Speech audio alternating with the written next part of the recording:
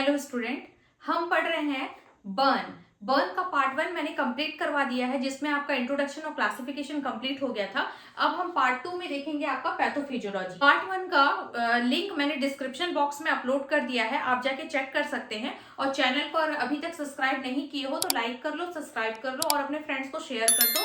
और अगर कोई भी डाउट होता है तो आप मुझे कमेंट बॉक्स में पूछ सकते हैं, मैं रिप्लाई करूंगी। और अगर आपको इस टॉपिक का नोट्स चाहिए तो भी आप मुझे कमेंट करिएगा, मैं आपको पीडीएफ लिंक सेंड कर दूंगी। ओके, तो चलो हम देखते हैं आपका पैथोफिजियोलॉजी बर्न का। ठीक है, तो सबसे पहले due to aetiological factor, part 1 में मैंने जो भी आपको क्लासिफिकेशन बताया था वही आपका इटियोलॉजिकल फैक्टर है, आपका फर्स्ट डिग्री से लेकर 4th डिग्री बर्न का। ठीक है, तो उसमें सारी चीजें आती है आपकी, जैसे flame, heat, cold, chemical, electrical. जैसे किसी भी चीजों का, अगर किसी भी चीज की वजह से अगर आपके स्किन में आपको बर्न हो रहा है तो क्या होगी, आपकी स्किन जो होगी वो क्या होगी, डैमेज होगी। ठीक है, और वो क्या करेगी, आपके सेल्स को, वहां के स्किन के सेल्स को डिस्ट्रॉय करेगी। ठीक है, मतलब वहां पे जो आपका जो प्रोटेक्टिव बैरियर है, स्किन का जो प्रोटेक्टिव बैरियर है वो पूरी तरह से डिस्ट्रॉय हो जाएगा बर्न के केस में। स्किन नॉर्मली बॉडी को फ्लूइड लॉस और इंफेक्शन से प्रोटेक्ट करती है, लेकिन बर्न में ये प्रोटेक्शन टोटली खत्म हो जाता है। बर्न के बाद लोकल टिश्यूज टोटली डिस्ट्रॉय हो जाते हैं, वहां के जो सेल्स है वो डैमेज हो जाते हैं, सराउंडिंग ब्लड वेसल्स भी इंजरी में आ जाते हैं, जिससे बॉडी में स्ट्रेस आता है। तो बॉडी जब स्ट्रेस रिस्पॉन्स करती है तो उस समय हमारा नेक्स्ट स्टेप आगे बढ़ता है, आपका इंफ्लामेटरी रिस्पॉन्स स्टार्ट। ठीक है, अब क्या हुआ, वहां के पूरे सेल्स टिश्यू जो है वो पूरी तरह से डिस्ट्रॉय हो गए हैं। डिस्ट्रॉय होने की वजह से अब वहां पे इंफ्लामेटरी रिस्पॉन्स स्टार्ट होता है, मतलब इंजुरी डिटेक्ट द बॉडी। ठीक है, बॉडी जो है वो इंजुरी को डिटेक्ट कर लेती है, पता लगा लेती है कि हाँ हमारा जो स्किन है वो डैमेज हो गया है। ठीक है, तो इसमें क्या होता है, जब इंजुरी डिटेक्ट हो जाती है तो आपका वहां पे हिस्टामिन, प्रोस्टाग्लैंडिन रिलीज होता है। ठीक है, और this are dilate the blood vessels. ठीक है, जो आपके हिस्टामिन, प्रोस्टाग्लैंडिन है वो क्या करेंगे, वहां के ब्लड वेसल्स को डायलेट करेंगे। मतलब क्या बोल रहा है, हिस्टामिन, प्रोस्टाग्लैंडिन, साइटोकाइनेज, ये सारी चीजें क्या करते हैं, ये ब्लड वेसल्स पर एक्ट करते हैं और उसे डायलेट कर देते हैं और उसे लीकी बना देते हैं। ठीक है, उसे मतलब वहां से लीकेज होना स्टार्ट हो जाता है। फिर नेक्स्ट क्या बोला है आपका, इंक्रीज कैपिलरी परमेबिलिटी, मतलब blood vessels leaked and fluid expelled in tissues. ठीक है, मतलब क्या हो रहा है, आपका fluid shift from blood interstitial space. ठीक है, फ्लूइड कहां शिफ्ट हो रहा है, आपका ब्लड वेसल से इंटस्ट्रियल स्पेस में फ्लूइड जो होगा वो शिफ्ट होगा। मतलब क्या हुआ, कैपिलरी परमेबिलिटी इंक्रीज हुई, मतलब कैपिलरी की जो वॉल होगी वो क्या हो जाएगी, वीक हो जाएगी, और वहां पे जो प्लाज्मा, प्रोटीन, ये सारी चीजें जो होगी वो क्या होगी, ब्लड वेसल्स में जाने लग जाएगी। मतलब क्या बोला है, कैपिलरी की जो वॉल होगी वो क्या हो जाती है, वीक हो जाती है, और वहां पे प्रेजेंट प्लाज्मा, प्रोटीन और फ्लूइड जो होता है वो ब्लड वेसल से बाहर निकलने लगते हैं, और इसी स्टेज में सबसे ज्यादा फ्लूइड लॉस होता है। अब ये जो बोला था कि fluid shift from blood vessels to interstitial space, मतलब क्या होता है, फ्लूइड जो होता है वो अब आपका ब्लड वेसल से वो टिश्यूज में शिफ्ट होने लगता है, मतलब वो इंडस्ट्रियल स्पेस पे जाने लगता है, जो भी वहां के फ्लूइड कंटेन होते हैं। इसी को हम फ्लूइड शिफ्टिंग या थर्ड स्पेसिंग के नाम से जानते हैं। ये बर्न में पैथोफिजियोलॉजी का मेन स्टेप है। नेक्स्ट है आपका oedema, swelling plus blister formation. अब क्या होता है, जो फ्लूइड होता है जब वो टिश्यूज में ऑक्यूमुलेशन होने लगता है जो फ्लूइड का, तो अब क्या होता है, उस एरिया पे एडिमा या फिर स्वेलिंग स्टार्ट होती है। और अगर इंजुरी ऑल ओवर बॉडी में है तो ऑल ओवर बॉडी जो होगी वो स्वेलिंग हो जाएगी, मतलब वहां पे एडिमा फॉर्मेशन हो जाएगा। क्योंकि क्या हो रहा है, फ्लूइड जो हो रहा है वो कहां जा रहा है, ब्लड वेसल से वो टिश्यूज में जा रहा है। ठीक है, इंडस्ट्रियल स्पेस पे जा रहा है, मतलब वो टिश्यूज पे जा रहा है, इसलिए वहां पे एडिमा हो जाएगा। फिर नेक्स्ट बोला है आपका डिक्रीज ब्लड वॉल्यूम, मतलब वहां पे हाइपोवॉल्यूमिया, फ्लूइड लॉस फ्रॉम सर्कुलेशन। ठीक है, मतलब क्या होता है, आपका हाइपोवॉल्यूमिया, मतलब ब्लड का वॉल्यूम जो होगा वो डिक्रीज हो जाएगा। ये क्यों होता है, क्योंकि फ्लूइड जो हो रहा है वो ब्लड से आपका टिश्यूज में जा रहा है। ठीक है, तो इसलिए ब्लड का जो वॉल्यूम होगा वो ऑटोमेटिकली कम हो जाएगा। फ्लूइड ब्लड वेसल से बाहर जाता है तो इस कंडीशन में ब्लड वॉल्यूम का सर्कुलेशन कम होने लगता है, और इसी कंडीशन को हम हाइपोवॉल्यूमिया बोलते हैं। इसमें पेशेंट का जो ब्लड प्रेशर है वो टोटली गिरने लगता है। ओके, अब क्या होता है, ब्लड वॉल्यूम कम होने से हार्ट पे वापस जाने वाला ब्लड जो होता है वो भी कम हो जाता है, इसे हम वेनस रिटर्न बोलते हैं। इससे हार्ट प्रॉपरली फिल नहीं होता। अब क्या होता है, हार्ट में ब्लड कम आ रहा है तो जिससे क्या होगा, कार्डियक आउटपुट ऑटोमेटिकली डिक्रीज हो जाएगा। तो वही बोला है आपका कि कार्डियक आउटपुट डिक्रीज हो जाता है क्योंकि हार्ट में क्या हो रहा है, ब्लड का सर्कुलेशन कम हो रहा है, मतलब वहां पे ब्लड कम आ रहा है। तो उसी कंडीशन में पेशेंट को लो बीपी हो सकता है, ट्रैकीकार्डिया हो सकता है और पुअर सर्कुलेशन होता है, ठीक है। और क्या होता है, जब सर्कुलेशन में फ्लूइड लॉस होता है, ठीक है, क्योंकि ब्लड वेसल्स में जो भी फ्लूइड्स थे वो टिश्यूज में चले गए हैं, तो उसी वजह से क्या हो सकता है आपका थिक ब्लड, मतलब इसे हम लोग हीमो कंसंट्रेशन के नाम से जानते हैं, ब्लड जो होगी वो थिक हो जाएगी क्योंकि उसके अंदर जो फ्लूइड का वॉल्यूम है वो टोटली कम होता जा रहा है। तो इसके बाद ये सारी चीजों के बाद वहां पे कार्डियक आउटपुट जो होगा वो डिक्रीज हो जाएगा क्योंकि हार्ट के पास प्रॉपरली ब्लड नहीं पहुंच पा रहा है। तो इसकी वजह से क्या होगा, बर्न की कंडीशन में पेशेंट जो होगा वो शॉक की कंडीशन में चला जाएगा, ठीक है। शॉक स्पेशली मेजर बर्न, ठीक है, अगर बहुत ज्यादा मेजर बर्न हुआ है, पेशेंट का 70-80% बर्न हो चुका है, तो उस कंडीशन में क्या हो जाएगा, पेशेंट शॉक की कंडीशन में चला जाएगा। तो इसे हम लोग हाइपोवोलेमिक शॉक हो सकता है या फिर सर्कुलेटरी कोलैप्स हो सकता है पेशेंट को, ठीक।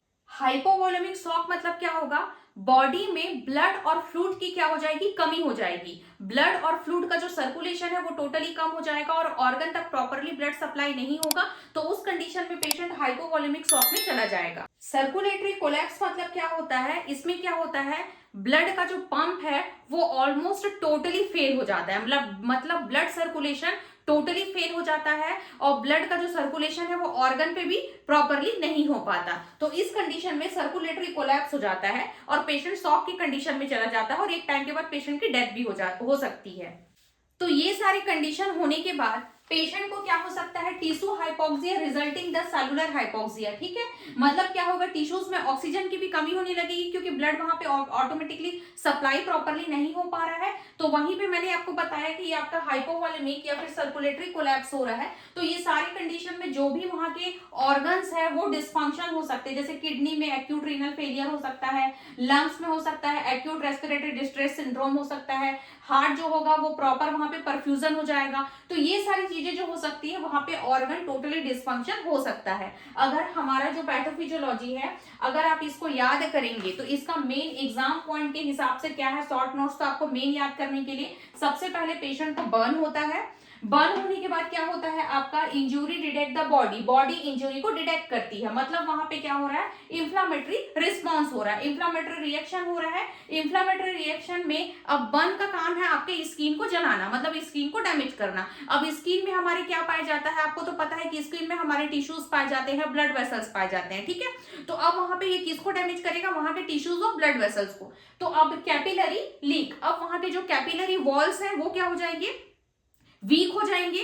कैपिलरी वॉल वीक होने की वजह से वहां पे जितने भी आपके फ्लूइड्स हैं वो क्या हो जाएंगे, आपके ब्लड वेसल से वो टिश्यूज में जाने लग जाएंगे, ठीक है। कैपिलरी वॉल क्योंकि वीक हुआ है तो टिश्यूज में जाने लगेंगे, तो वहां के जो ब्लड वेसल्स में जो आपका जो फ्लूइड है वो टोटली लॉस होने लगेगा, ठीक है। फ्लूइड लॉस होगा तो उस कंडीशन में हाइपोवोलेमिया होगा, हाइपोवोलेमिया होगा तो वहां पे कार्डियक आउटपुट जो होगा वो डिक्रीज हो जाएगा, जिससे बर्न शॉक की कंडीशन में चला जाएगा पेशेंट और वहां के जितने भी ऑर्गन है वो डिस्फंक्शन हो जाएंगे। तो आपका पैथोफिजियोलॉजी का शॉर्ट नोट्स में आप इसे भी याद कर सकते हैं, जिससे आपको बहुत इजीली चीजें याद हो जाएगी। और आप ये भी लिख के आप खुद से अपना हल्का डिस्क्रिप्शन डाल के आप करेंगे तो भी आपको नंबर मिल जाएगा एग्जाम में, ओके। तो आप इसे भी याद कर लीजिएगा। तो ये था हमारा पैथोफिजियोलॉजी। नेक्स्ट है हमारा डायग्नोसिस फाइंडिंग। डायग्नोसिस फाइंडिंग में हम देखते हैं तो सबसे पहले हम पेशेंट की हिस्ट्री टेकिंग ले सकते हैं, फिजिकल एग्जामिनेशन। हिस्ट्री टेकिंग मतलब वही है कि कैसे आग लगा, किससे आग लगा, कौन सा बर्न है, केमिकल बर्न है, आपका हीट है, कोल्ड है, फ्लेम है, किस वजह से हुआ है वो आप लेंगे। फिजिकल एग्जामिनेशन हम करेंगे कि कौन से एरिया पे बर्न हुआ है, कितना % बर्न हुआ है, ठीक है। फिर सीबीसी ब्लड टेस्ट हम करेंगे, इन्फेक्शन जो है वो कितना फैला हुआ है। एबीजी एनालिसिस करते हैं। एबीजी एनालिसिस में आर्टेरियल ब्लड गैस या फिर इसे आर्टेरियल ब्लड गैस, इसमें हम लोग क्या चीज को मेजर करेंगे, तो हम लोग ऑक्सीजन लेवल चेक करेंगे कि हाइपोक्सिया के कंडीशन तो नहीं चला गया है patient. Detect the inhalation injury, कि कोई भी गैसेस, धुआं, इस सब चीजों से तो इंजरी नहीं हुआ है। गैसेस, धुआं से रेस्पिरेटरी जो आपका सिस्टम है ये आपका क्या हो सकता है, इंजर्ड हो सकता है, तो वो भी हमको चेक करना है।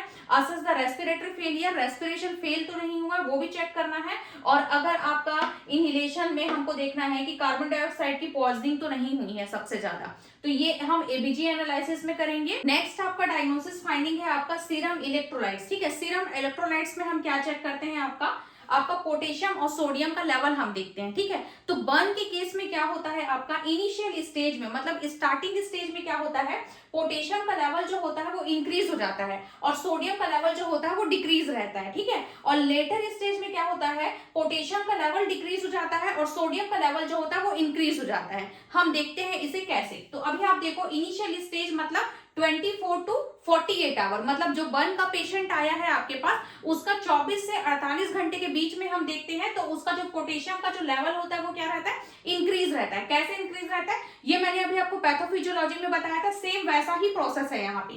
कैसा कि पोटेशियम जो होता है वो आपके सेल्स में पाया जाता है, ठीक है। अब बर्न के केस में क्या होता है, जो वहां के सेल्स होते हैं वो क्या हो जाते हैं, डिस्ट्रॉय हो जाते हैं, तो सेल मेम्ब्रेन जो होता है वो डैमेज हो जाता है। याद रखो जो पोटेशियम है वो सेल्स के अंदर पाया गया है, ठीक है।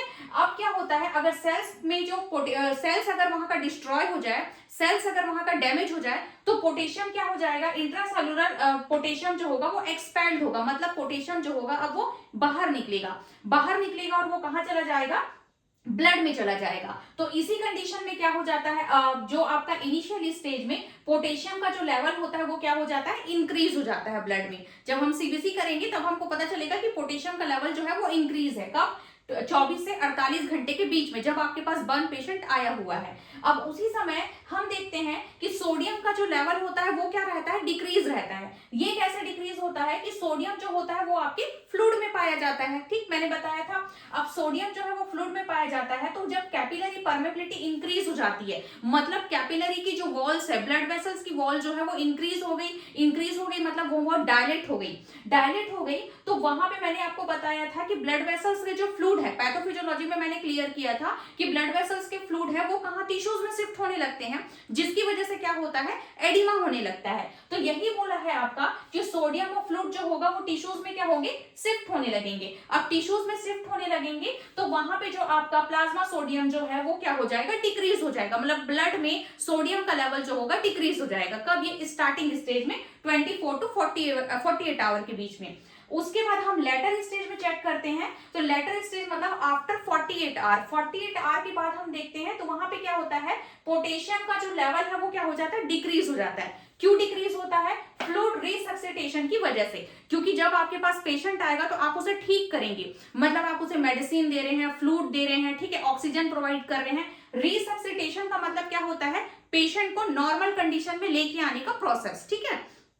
तो हम लोग नॉर्मल कंडीशन में लेके आने के लिए हम क्या कर रहे हैं, फ्लूइड दे रहे हैं, ठीक है, पेशेंट को। अब पेशेंट को हम कंटिन्यू फ्लूइड दे रहे हैं तो पेशेंट का यूरिन आउटपुट जो होगा वो क्या हो जाएगा, बढ़ जाएगा, ठीक है। अब पेशेंट का यूरिन आउटपुट बढ़ जाएगा तो वहां पे जो आपका जो पोटेशियम है, पोटेशियम जो होगा वो यूरिन के थ्रू लॉस होगा और कुछ पोटेशियम जो होगा वो वापस ब्लड में भी चला जाता है, दोनों प्रोसेस होता है इस कंडीशन में। तो इसीलिए वहां पे क्या हो जाता है, इस कंडीशन में लेटर स्टेज में क्या होता है, पोटेशियम का जो लेवल होता है वो क्या हो जाता है, डिक्रीज होने लगता है, ठीक है। क्योंकि यहाँ पे क्या हो रहा है, यूरिन के थ्रू क्या हो रहा है, पोटेशियम का जो लेवल है वो टोटली लॉस हो रहा है, क्योंकि हम पेशेंट को क्या दे रहे हैं, फ्लूइड दे रहे हैं, ठीक। लेटर स्टेज में इसे हम लोग हाइपोकैलेमिया स्टेज बोलते हैं, इसे हम लोग हाइपरकैलेमिया स्टेज बोलते हैं इनिशियल स्टेज में, ठीक है।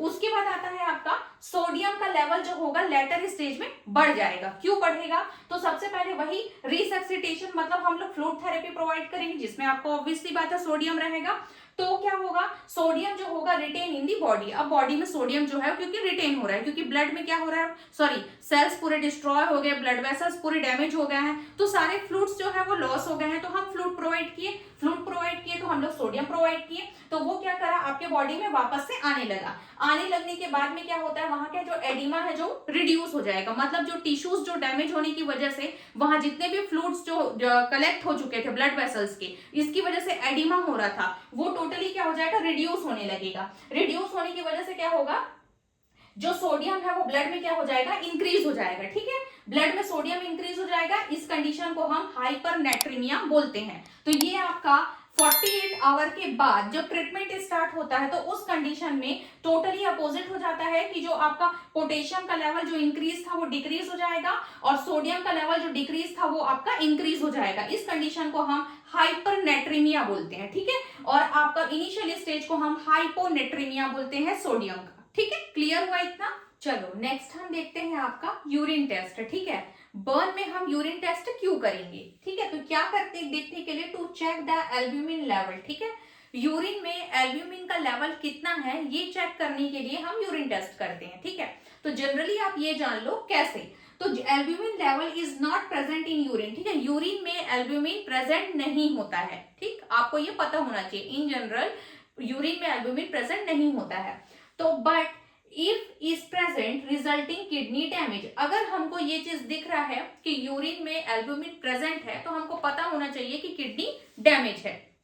कैसे? बर्न इंजरी के केस में क्या होता है, सीवियर फ्लूइड लॉस होता है, मैंने आपको बताया था, क्योंकि सेल्स डिस्ट्रॉय हो रहे हैं, ठीक है। तो और क्या हो रहा है, वहां के जो ब्लड वेसल्स में जितने भी फ्लूइड्स हैं वो भी वो फ्लूइड जो हो रहे हैं वो बाहर निकल रहे हैं, टिश्यूज में जा रहे हैं। तो टोटली वहां पे क्या हो रहा है, फ्लूइड लॉस हो रहा है। फ्लूइड लॉस हो रहा है तो उस कंडीशन में जो ब्लड वॉल्यूम है वो क्या हो जाएगा, डिक्रीज हो जाएगा। जिसे हम लोग हाइपोवॉलेमिया बोलते हैं, ठीक है।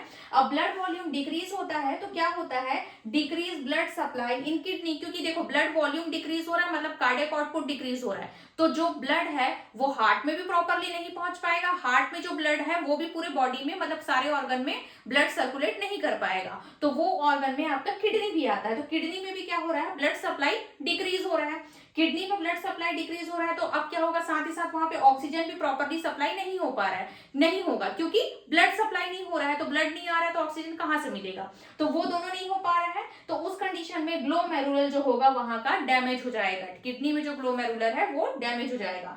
अब क्या होगा, ग्लोमेरुलर जो की जो परमेबिलिटी है वो क्या हो जाएगी, डैमेज हो जाएगी। तो उसके अंदर जो एल्ब्यूमिन पाया जाता है वो एल्ब्यूमिन क्या हो जाएगा, यूरिन में लीक होने लगेगा, ठीक है। जो यूरिन हमारा बाहर बन के आया है जिसे हम बाहर एक्सक्रीट करते हैं वो क्या हो जाएगा, लीक होने लगेगा एल्ब्यूमिन यूरिन में। और यूरिन में आपका एल्ब्यूमिन लीक हो जाता है तो हमको पता चल जाता है कि पेशेंट को का किडनी डैमेज है। तो इसीलिए हम बर्न इंजरी के केस में यूरिन टेस्ट करते हैं। नेक्स्ट क्या बोला है आपका, ईसीजी, इलेक्ट्रोकार्डियोग्राम, ठीक है। ईसीजी हम क्यों करते हैं, to monitor the heart rhythm, heart rhythm को मॉनिटर करने के लिए बर्न के केस में हम ईसीजी करते हैं। तो सबसे पहले हम देखते हैं कि बर्न इंजरी हुई है तो ईसीजी के केस में हमको पता चल रहा है कि बर्न इंजरी हुई है तो वहां के सेल्स जो है डिस्ट्रॉय हुए हैं, जो मैंने आपको सारी चीजों में पहले भी बताया है। तो सेल्स वहां के डिस्ट्रॉय हुए हैं, सेल डिस्ट्रॉय हुए हैं तो सेल के अंदर क्या पाया जाता है, मैंने अभी बताया था कि यहाँ पे पोटेशियम पाया जाता है, ठीक है। तो पोटेशियम जो होता है वो ब्लड में रिलीज होने लगता है, ब्लड में रिलीज होगा तो उस कंडीशन को हम हाइपरकैलेमिया बोलते हैं। तो अगर इन केस अगर पोटेशियम जो होता है वो इंक्रीज हो जाता है ब्लड में, तो पोटेशियम अगर ब्लड में इंक्रीज हो जाता है तो then disturb the electrical activity in the heart, heart की जो इलेक्ट्रिकल एक्टिविटी जो होती है वो डिस्टर्ब हो जाती है अगर पोटेशियम जो होता है वो ब्लड में इंक्रीज हो जाए। तो उस कंडीशन को हम बोलते हैं एरिथमियास। तो ईसीजी मॉनिटर रिक्वायर, इसीलिए हमको ईसीजी मॉनिटर की जरूरत पड़ती है, ठीक है, इसीलिए हम ईसीजी करते हैं। ओके, नेक्स्ट है आपका मैनेजमेंट, ये हम नेक्स्ट क्लास में देखेंगे। आपको कोई भी डाउट होता है तो आप मुझे कमेंट बॉक्स में पूछ सकते हैं, और अगर आपको इस टॉपिक का नोट्स चाहिए तो भी आप मुझे कमेंट करिएगा, मैं आपको पीडीएफ लिंक सेंड कर दूंगी। और मेरे चैनल को लाइक और सब्सक्राइब करना ना भूले और बेल आइकन पर क्लिक कर ले, जिससे जब भी मैं न्यू वीडियो अपलोड करूं आपको नोटिफिकेशन आ जाए। Thank you.